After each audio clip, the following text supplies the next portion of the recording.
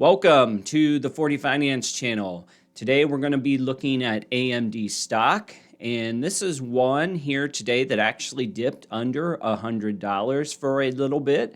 You can see that it's back up now. And for this video today, we're going to look at the fundamentals of AMD, kind of compare how it's grown in the past versus how it's growing today. Where does the EPS projection stand? Which way are those heading? And try to come up with a price target and just a general vibe of is $99 a good floor for AMD? How much further down could it go from there? So that's what we'll jump into.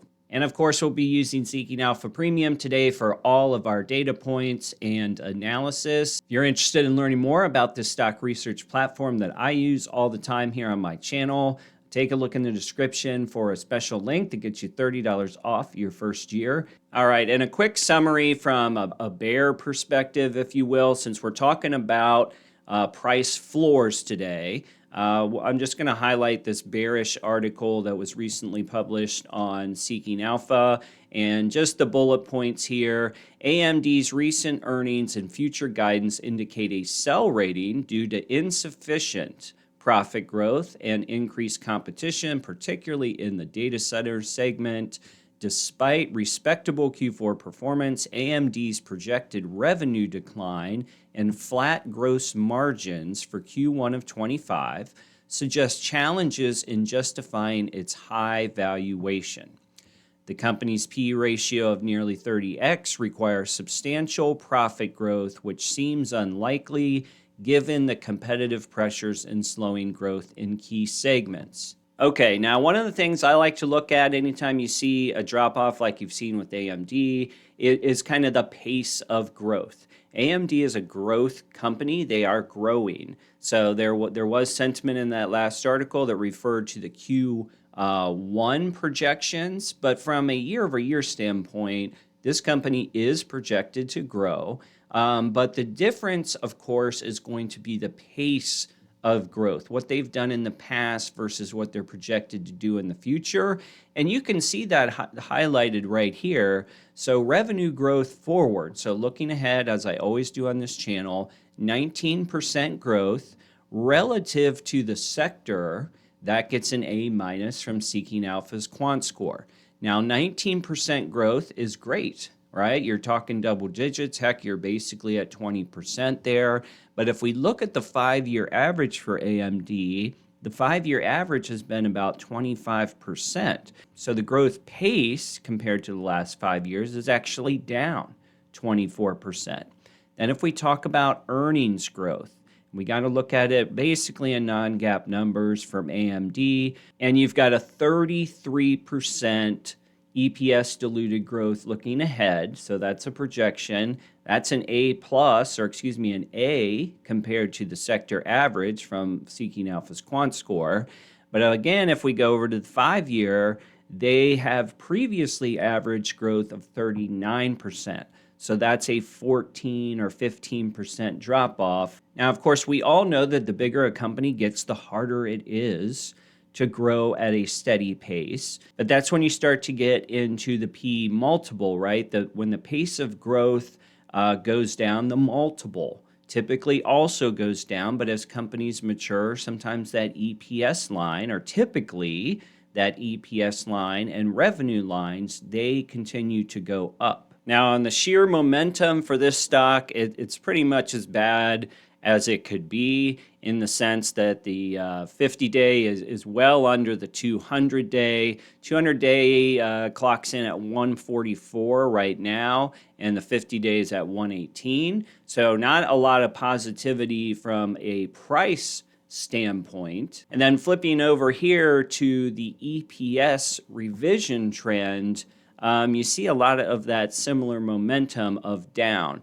So if we just looking ahead to this fiscal year, all right, December of 2025, and actually they got it highlighted in this table here, the EPS estimate right now, the consensus level is 471. That is 42% growth if they were to hit that number. But over the past month, 3 months, and 6 months, you have people lowering this target number of 471. If we just go back to December of 2025, the consensus estimate at that time was 556 for this fiscal year, and now you've dropped all the way to 471. So with that, I just say the confidence level in this 471 is pretty low right now, and that's certainly going to come into play as I make my price target. Now, as far as the revenue trend, the consensus estimate for revenue, that's held pretty steady. Over the past 6 months, you're down 3%, but over the past 1 month, you're down 0.68%. So if you're going to compare these two and talk about earnings trends versus revenue trends, it's the profit. It's the profit that seems to be dragging this stock down as opposed to the revenue. Okay, so here's how I'm looking at AMD stock right now. When we talk about growth percentage versus the 5-year, the numbers we just looked at. So forward revenue growth, not forward revenue period, the growth pace is down about 24% over the last 5 years. Now, EPS growth, that's down about 14%. Now, on the bright side, from a valuation standpoint, the non-GAAP forward PE of 21, that is also down, and except that's in a good way. The 5-year average for the non-GAAP is 41. Today, you're at 21. So in a good way, that's been brought down 49%. So you have the non-GAAP multiple coming down almost 50%, and yet the growth rates on revenue and EPS, those are only down minus 14 and minus 24%. So you could definitely make the argument that the valuation multiple has come down a lot more than AMD's growth rate has slowed, if you will. If I was going to take it, though, and put it all together, today you're at 21 forward PE times a 471 consensus estimate. It's about $99. There's some decimals in there. We'll just say it's 99.